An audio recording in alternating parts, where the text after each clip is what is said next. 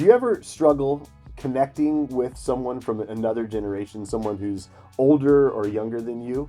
We're going to talk about that today and give you some ideas on maybe how to walk through that. Chase, we're a part of a church that has multi-generations here at Refuge, and some are older and some are younger, and I know that we always, in different generations, don't see things the same way. In fact, sometimes people feel like, oh, there's too much change, or maybe there's not enough change. What do you see as you think about generations inside the church?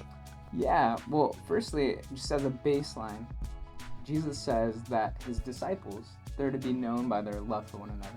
And I don't think that's based off of age, but I think we should really be known by our love for one another. But in other places in Scripture, like in Titus chapter 2, it talks about how, there should be older people who are more mature in the faith, pouring out what they learned to those who are younger in the faith.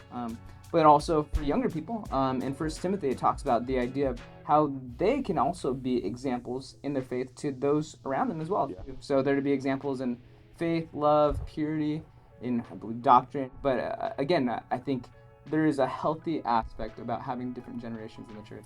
I totally agree. I think one of those things that I see as a barrier, there's sometimes a disconnect between the two generations, and you would expect it, right? Because there's a generation that's lived through something that another generation hasn't lived through. And so sometimes when they look back at their lives or look back at young people, they see something that maybe they don't like, and there's a kind of a pushing off of that.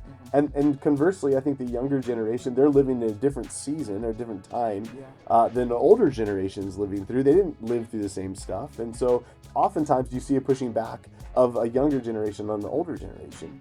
What are some of those other barriers that you see as we move through it, and in particular as it pertains to the church? Yeah, that's a great question. I think, there's varying points of view based upon maybe sometimes generations. But I think also, there's something called ageism, where we can have almost a prejudice toward someone of a different generation. And I think that's really anti-gospel at the core.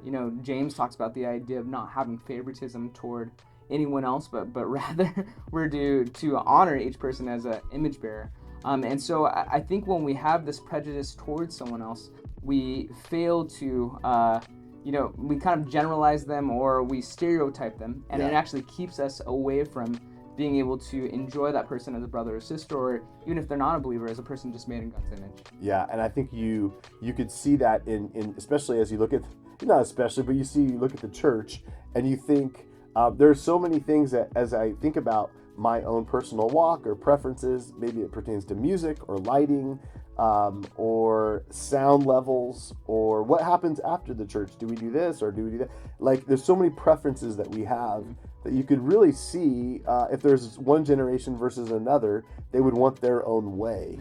They would say, listen, that's a barrier to me coming to that church because I don't like the way they do this, because it's older or because it's younger. And I think that's one of the things that you're addressing here. I think we talked about is that actually the call is to love each other in the name of Christ, and not to show preference to our own abilities or what we like or what we desire, or even the generation that we prefer, right? It's to love the other person. Yeah, or maybe not even having these preconceived ideas about how a person is going to be without actually getting to know their character.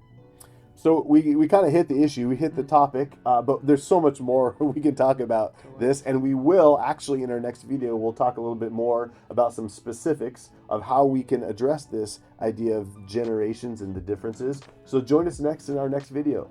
All right. Hit us up on our next video. Hit us up on our next video. Follow Okay, cool. us. I think we want to chop something from those two and make it nice and fluid.